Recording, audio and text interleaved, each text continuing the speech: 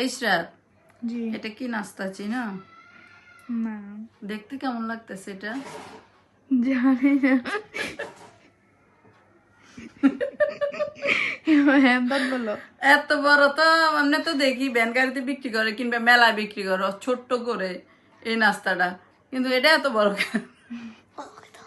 এটা দেখতে কেমন লাগতেছে আমার থেকে বলবো? খাবারের জিনিস কি বলো আমদাদ, কিরকম লাগতেছে? এটা একটু বাথরুমে টয়লেটের কিন্তু এটা আসল নাম কই দিলাম, আসল নাম হচ্ছে জিলাপি। জিরাফি নাকি এগুলা? এগুলোর নাম কি জেসমিন?